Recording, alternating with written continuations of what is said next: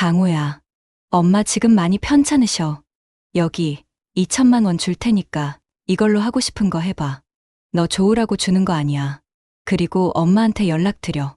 원래 내 돈이니까 생색 좀 내지 말고 잔소리 좀 그만해. 결국 몸져 누운 엄마 앞에서 은호는 동생의 투자에 힘든 결정을 하지만 그 끝에는 더 깊은 배신의 그림자가 드리워져 있습니다. 은호는 무너져가는 가족을 지켜낼 수 있을까요? 그리고 폭풍의 한가운데로 걸어 들어간 그녀의 곁을 지키는 동업자. 이 지역의 진짜 속마음은 무엇일까요? 화려한 날들 지금 바로 시작합니다. 이어질 이야기가 궁금하시다면 채널 구독과 좋아요 잊지 마세요. 성희와의 만남을 마친 뒤 택시에 오르자마자 은호의 마음은 무거운 납덩이라도 매단 듯 아래로 가라앉았습니다.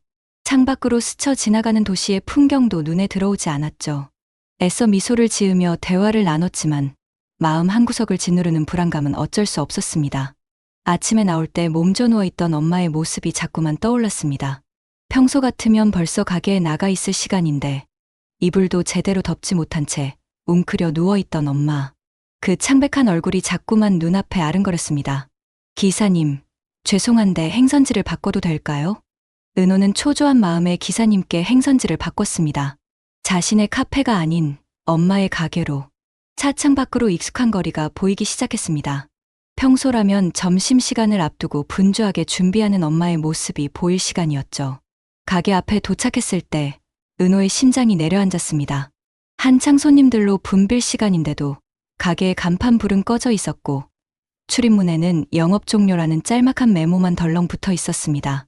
엄마는 아프더라도 가게 문은 꼭 열던 분이었습니다. 감기에 걸려 목소리가 나오지 않을 때도, 허리가 아파 제대로 서 있기 힘들 때도 단골 손님들이 기다린다며 억지로라도 가게 문을 열었던 엄마였는데 무언가 잘못됐다는 불길한 예감이 온몸을 휘감았습니다. 은호는 망설일 틈도 없이 집을 향해 미친 듯이 뛰기 시작했습니다. 구두굽이 부러질 것 같았지만 멈출 수 없었습니다. 엄마.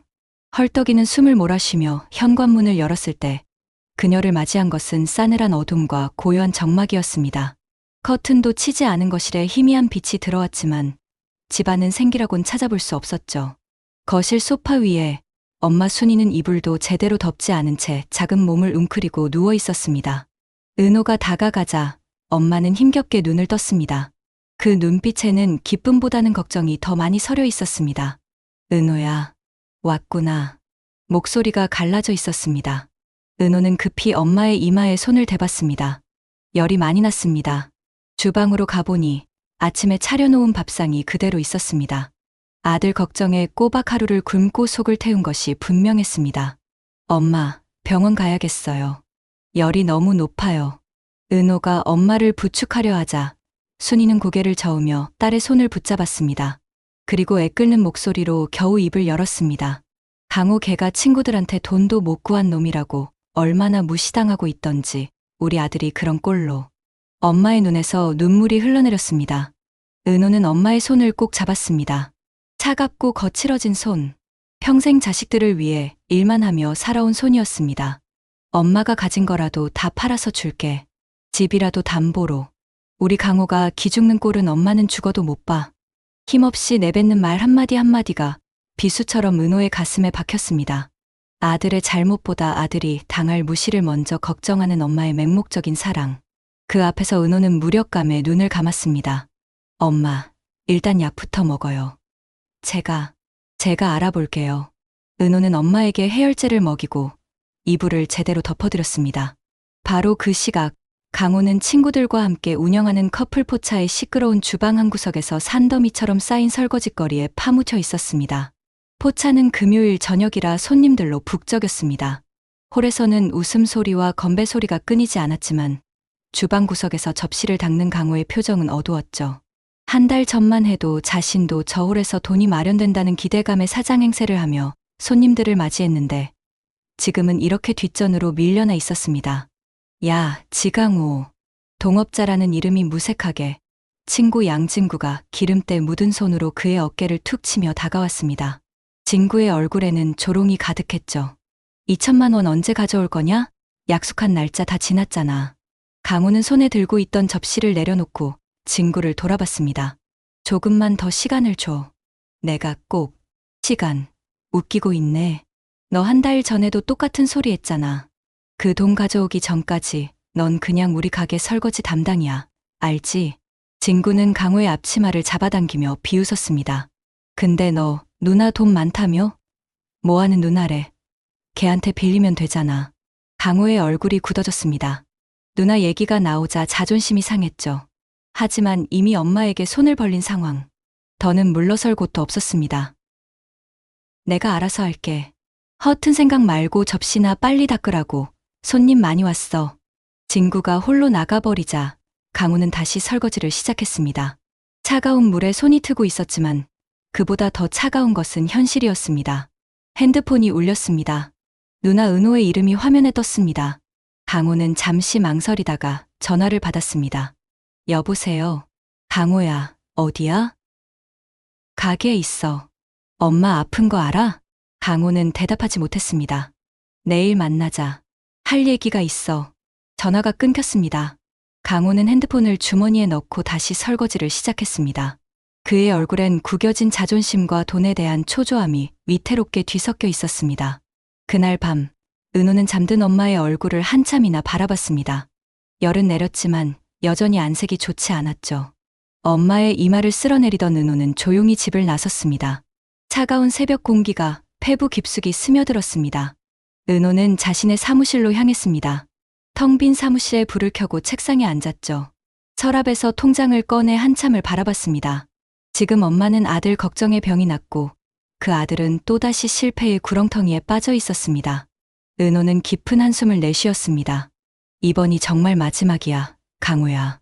마음속으로 다짐하며 은호는 차용증을 작성하기 시작했습니다.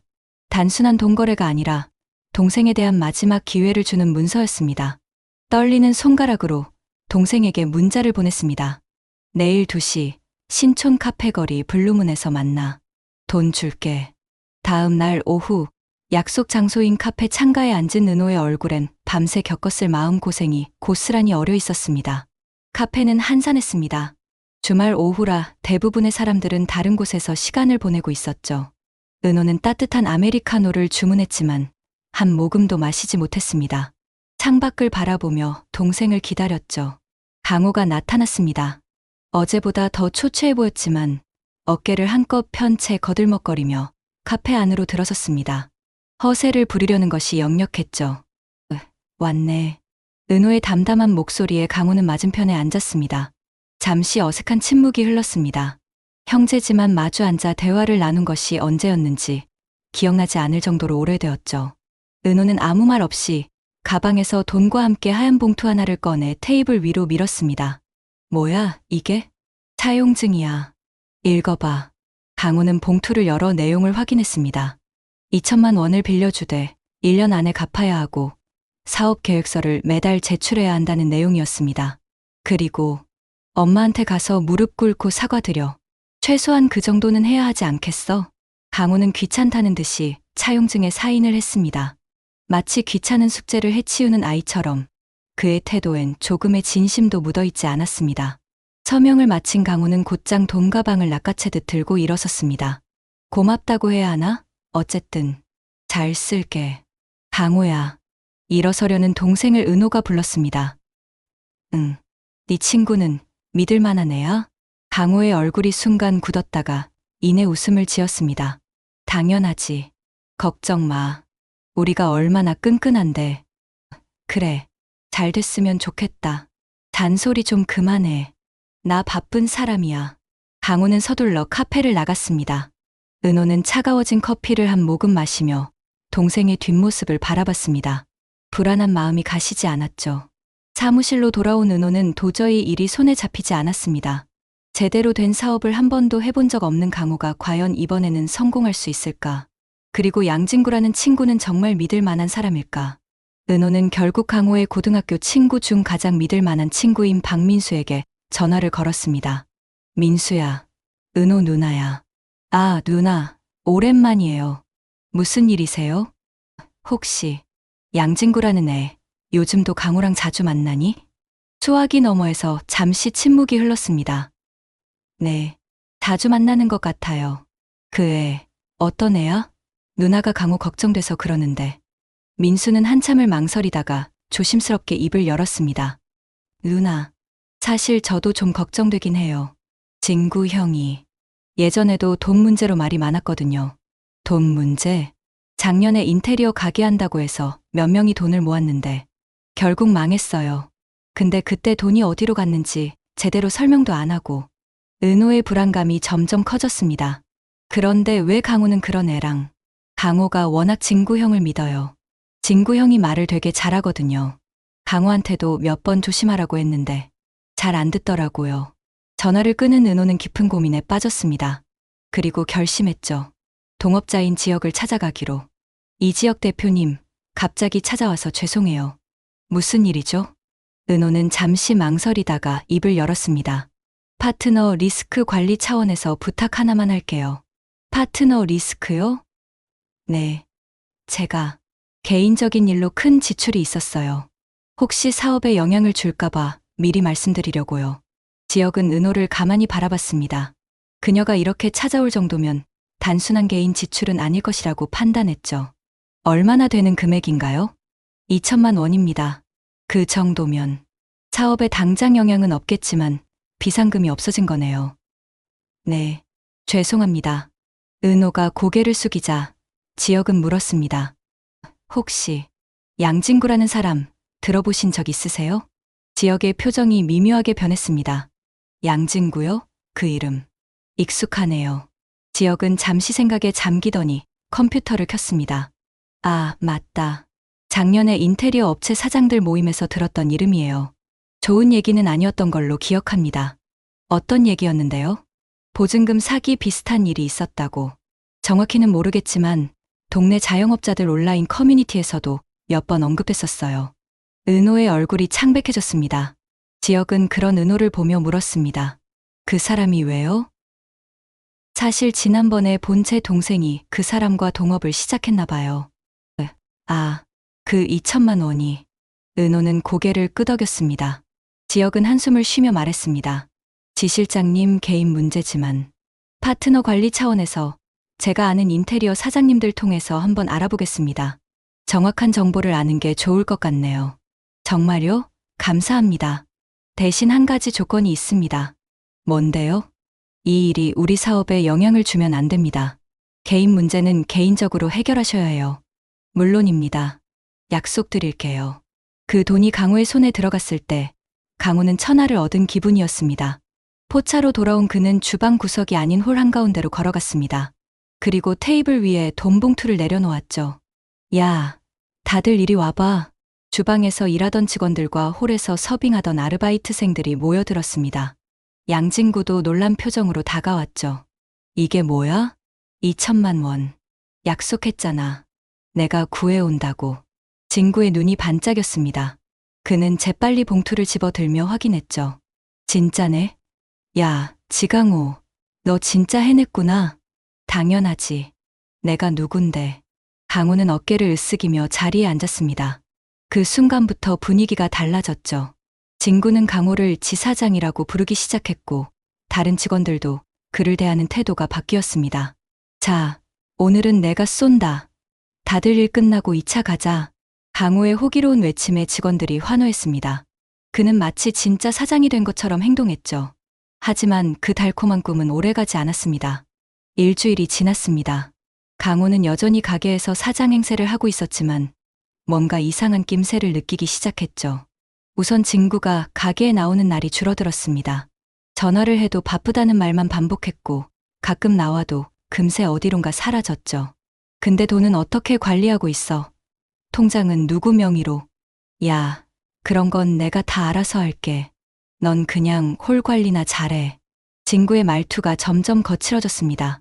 강호는 불안했지만 이미 돈을 준 상황에서 강하게 나갈 수도 없었죠. 그러던 어느 날 오후 주류 공급업체 사장이 가게에 들이닥쳤습니다. 불그락푸르락한 얼굴로 카운터를 내리치며 소리쳤죠. 야, 여기 사장 누구야? 당장 나와. 홀에 있던 강호가 놀라서 다가갔습니다. 제가 사장인데요. 무슨 일이시죠? 무슨 일이긴. 밀린 대금이 800만 원이야. 석 달째 한 푼도 안 주고 뭐 하는 거야? 예? 그게 무슨. 저는 이번 달부터. 강호가 당황하자 진구가 느긋하게 다가와 공급업체 사장의 어깨를 두드렸습니다. 아이고, 사장님. 왜 이러세요? 제가 말씀드렸잖아요. 조금만 기다려달라고. 뭘 기다려? 당장 안 주면 거래 끊을 거야. 걱정 마세요, 지사장. 이런 건 내가 다 해결할게. 진구는 강호를 안심시키고는 공급업체 사장을 데리고 밖으로 나갔습니다. 강호는 불안한 마음에 뒤따라 나가려 했지만 진구가 손짓으로 막았죠. 괜찮아. 내가 처리할 테니까 넌 들어가 있어. 그날 이후 진구는 가게에 거의 나타나지 않았습니다. 전화도 잘 받지 않았고 가끔 연결되면 바빠서 그래. 조금만 기다려라는 말만 반복했습니다. 그날은 가게가 가장 붐비는 시간이었습니다. 금요일 밤이라 손님들로 가득 찼고 주방도 홀도 정신없이 바빴죠. 그때 가게 문이 거칠게 열리며 험상궂은 인상의 중년 남자가 들어왔습니다.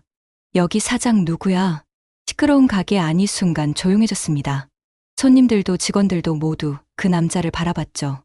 강호가 불안한 표정으로 다가갔습니다. 제가 사장인데요. 내가 사장, 내 놈이 지강호냐? 네, 맞는데요.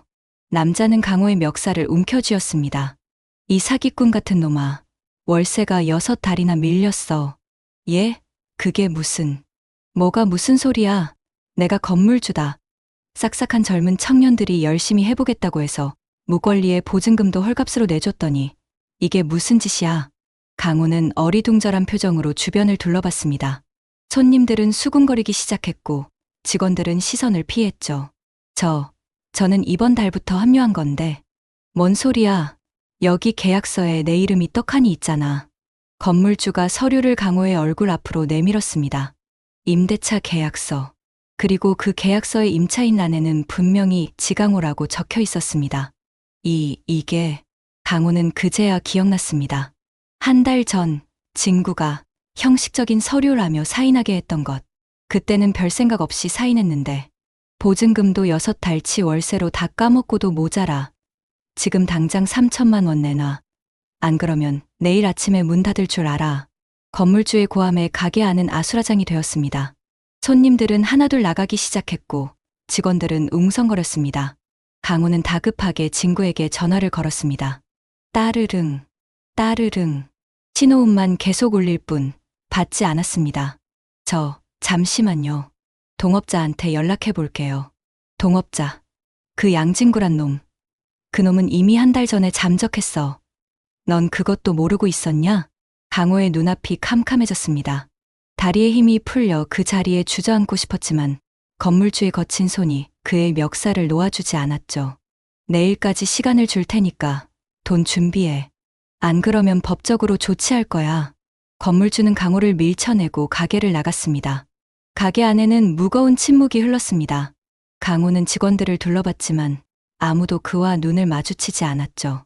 며칠 전까지만 해도 자신을 사장님이라 부르던 아르바이트생들조차 외면했습니다. 오늘 일당 정산해주세요. 한 아르바이트생이 조심스럽게 말했습니다. 다른 직원들도 하나둘 거들었죠. 저도 받을 게 있는데. 강호는 주머니를 뒤졌지만 가진 돈은 몇만 원뿐이었습니다. 모든 돈은 진구가 관리한다고 가져갔으니까요. 내일 드릴게요. 사장님, 솔직히 말해서 내일 가게 문 열 수 있을 것 같으세요? 직원의 차가운 질문에 강호는 대답할 수 없었습니다. 강호는 마지막 희망을 품고 진구의 집으로 향했습니다. 하지만 집에는 아무도 없었죠. 이웃 주민에게 물어보니 며칠 전부터 나타나지 않았다고 했습니다. 절망에 빠진 강호는 거리를 헤맸습니다. 그러다 문득 진구가 자주 간다고 했던 강남의 술집이 떠올랐죠. 혹시 거기 있을지도. 마지막 지푸라기라도 잡는 심정으로 강남으로 향했습니다. 화려한 네온사인이 반짝이는 거리를 지나 한 고급 술집 앞에 도착했습니다. 어서 오세요. 예약하셨나요? 아니요. 혹시 양진구라는 사람 있나요? 잠시만요. 직원이 확인하는 동안 강호의 심장은 미친 듯이 뛰었습니다. 3번 룸에 계시네요. 강호는 급히 3번 룸으로 향했습니다. 문 앞에서 잠시 숨을 고른 뒤 문을 열었습니다. 그리고 그가 본 것은 번쩍이는 조명 아래 양진구를 비롯한 친구들이 비싼 양주를 앞에 놓고 여자들과 파티를 벌이는 모습이었습니다. 테이블 위에는 고급 양주 여러 병과 푸짐한 안주들이 놓여 있었죠. 진구야. 강호의 외침에 룸 안이 조용해졌습니다. 진구는 놀란 표정을 지었다가 이내 비웃음을 흘렸습니다. 강호 왔네? 어떻게 여기까지 찾아왔어? 이게 무슨 짓이야? 내 돈으로. 우리 돈으로 왜 너희들끼리? 강호가 떨리는 목소리로 물었습니다. 진구는 들고 있던 양주잔을 한 모금 마시고는 여유롭게 대답했습니다. 뭐 하긴. 내 덕에 파티하고 있잖아. 뭐. 야, 지강호. 정신 차려. 내가 무슨 사장이냐? 내 누나가 던져준 돈으로 우리가 그냥 하루 놀아준 거지. 진구의 말에 옆에 있던 친구들이 킥킥거리며 웃었습니다. 누나 돈 많다며? 고맙다고 꼭 전해줘. 응. 그 순간 강호의 눈이 뒤집혔습니다. 이 새끼야. 강호는 테이블을 뒤엎으며 진구에게 달려들었습니다. 하지만 수적으로 열세였습니다. 진구의 친구들이 강호를 제압했고 그를 복도로 끌어냈습니다. 너 같은 호구가 어디서 까불어. 복도에서 무자비한 폭행이 시작되었습니다. 강호는 맞으면서도 계속 소리쳤습니다. 내 돈 내놔. 내 돈. 돈. 무슨 돈. 투자금이잖아. 사업 망했으니까 없어진 거지 뭐. 진구의 조롱 섞인 말과 함께 주먹과 발길질이 계속되었습니다. 화려한 술집의 복도, 오가는 사람들은 못 본 척 지나갔습니다. 그들에게 이런 일은 흔한 광경이었으니까요. 바닥에 쓰러진 강호의 시야가 흐려질 때였습니다. 뭐 하는 거야? 익숙한 목소리가 들렸습니다. 누나 은호의 목소리였죠. 은호가 차가운 얼굴로 복도에 나타났습니다. 누나도 왔네? 동생 구하러? 돈 더 있어? 진구가 조롱하듯 말했습니다. 은호는 대꾸 없이 그들에게 다가갔습니다. 그리고 핸드폰을 들어 보였죠. 재밌게들 노네. 내 동생 돈으로. 그래서? 양진구. 너 작년에 인테리어 가게 하던 박 사장님 기억나? 보증금 5천만 원 먹고 튄 거. 기억 안 나? 은호는 핸드폰의 재생 버튼을 눌렀습니다. 그놈이 양진구 맞습니다. 목소리도 똑같아요. 저도 완전히 당했어요. 녹음된 목소리는 박 사장의 것이었습니다. 은호는 계속 말했습니다. 지금 아래층 로비에 박 사장님이랑 너한테 똑같이 당한 2명이 더 와 있어. 뭐, 셋이 같이 경찰서 가서 진술 썼을까? 아니면 조용히 돈 내놓고 내 동생한테 무릎 꿇고 사과하고 끝낼래? 진구와 친구들의 얼굴이 하얗게 질렸습니다. 야, 너희가 뭔데? 친구 하나가 은호에게 달려들려 했습니다. 그 순간이었습니다. 은호가 걱정돼 따라 나선 이지혁이 앞을 막아섰습니다. 어디 가시려고? 얘기 아직 안 끝났는데. 지혁의 차분하지만 단호한 목소리가 복도에 울렸습니다. 사기죄 성립 요건은 아주 간단해. 처음부터 돈을 갚을 의사나 능력이 없었다는 것만 증명하면 돼. 지혁은 서류 몇 장을 꺼내 들었습니다. 여기 양진구 씨의 통장 거래 내역이 있어. 2천만 원 입금 후 하루 만에 900만 원 현금 인출. 나머지는 룸살롱과 명품 가게에서 사용. 가게 운영비로 쓴 건 단 한 푼도 없네. 그게 변호사 선임비, 형사합의금, 민사소송배상금 다 합치면 얼마일 것 같아? 당신들이 지금 손에 쥔 돈으로 감당이 될까? 진구와 친구들은 말을 잃었습니다. 아니면 그냥 깔끔하게 원금의 이자까지 쳐서 돌려주고 없던 일로 할래? 은호의 치밀한 증거와 지역의 논리적인 압박 앞에 그들의 허세는 완전히 무너졌습니다. 알았어. 돈 줄게. 진구가 떨리는 목소리로 말했습니다. 룸에 가서 가져와. 친구 하나가 룸으로 들어가 가방을 가져왔습니다. 진구는 그 안에서 돈 봉투를 꺼내 은호에게 건넸죠. 1,500만 원이야. 나머지는 다 썼다고? 은호의 차가운 목소리에 진구는 고개를 끄덕였습니다. 일주일 안에 나머지 준비해. 안 그러면 진짜 고소할 거야. 그리고 가게 사장님 계약서도 원상복구 시켜놔. 안 그럼 너희는 바로 감방행이야. 알았어. 진구와 친구들은 쥐 죽은 듯 조용히 사라졌습니다. 복도에 쓰러져 있던 강호는 이 모든 광경을 충격에 빠진 눈으로 지켜보고 있었습니다. 자신을 짓밟은 자들 앞에서 당당히 맞서는 누나의 모습, 그리고 그런 누나 곁을 든든하게 지키는 지역의 모습. 은호는 강호에게 다가가 손을 내밀었습니다. 강호야, 일어나. 병원 가야지. 강호는 누나의 손을 잡고 비틀거리며 일어났습니다. 얼굴은 퉁퉁 부어 있었고 입술은 터져 있었죠. 술집을 나온 세 사람은 잠시 거리에 서 있었습니다. 차가운 밤 공기가 얼굴을 스쳤습니다. 오늘 정말 고마워요, 이지혁 대표님. 은호가 지혁을 향해 고개를 숙였습니다. 파트너 리스크 관리 차원이라고 했잖아요. 동업자끼리 당연한 겁니다. 지혁은 평소에 담담한 톤을 유지했지만 그의 눈에는 걱정이 서려 있었습니다. 혼자 갈 수 있겠어요? 그의 시선이 비틀거리는 강호에게 향했습니다. 은호는 고개를 끄덕였습니다. 네, 이제부턴 제가 마무리해야죠. 지혁은 더는 말없이 자신의 차로 향했습니다. 은호는 그의 뒷모습이 완전히 사라질 때까지 그 자리에 서 있었습니다. 강호야, 이제 집에 가자. 안 가. 내가 거길 왜 가? 강호는 고개를 숙인 채 중얼거렸습니다. 패배감과 수치심이 그를 짓누르고 있었죠. 그럼 여기서 평생 이럴래? 은호의 목소리에는 더 이상 분노가 아닌 깊은 피로감이 묻어났습니다. 엄마, 쓰러지셨어. 너 기다리다가. 엄마라는 말에 강호의 어깨가 떨렸습니다. 너 때문에 며칠을 굶으셨대. 아들이 혹시 무시당할까봐, 기죽을까봐. 강호는 한참을 망설이다가 비틀거리며 자리에서 일어났습니다. 세상의 모든 무게를 짊어진 것처럼 무겁고 위태로운 걸음으로 누나의 뒤를 따랐습니다. 삐걱이는 현관문을 열자 거실 불이 켜졌습니다. 밤새 잠 못 이루고 아들을 기다리던 엄마 순이가 소파에서 벌떡 일어났죠. 강호야. 하지만 만신창이가 된 아들의 모습을 본 순간 순이는 입을 다물었습니다. 부어오른 얼굴, 찢어진 옷, 그리고 완전히 꺾인 어깨. 강호는 엄마와 눈도 마주치지 못했습니다. 그는 들고 있던 돈봉투를 거실 바닥에 툭 던졌습니다. 그리고는 아무 말 없이 자기 방으로 들어가 버렸습니다. 쾅 하고 닫히는 문소리가 집안을 울렸죠. 순이는 바닥에 떨어진 돈봉투를 멍하니 바라봤습니다. 그리고 은호를 돌아봤죠. 은호야, 무슨 일이? 엄마, 일단 주무세요. 내일 얘기해요. 은호는 엄마를 방으로 모셨습니다. 순이는 계속 뒤를 돌아보며 강호의 방을 걱정스럽게 바라봤지만 은호의 만류에 결국 방으로 들어갔죠. 은호는 먼지 쌓인 선반 구석에서 낡은 구급함을 꺼냈습니다. 아버지가 살아계실 때 쓰시던 것이었습니다.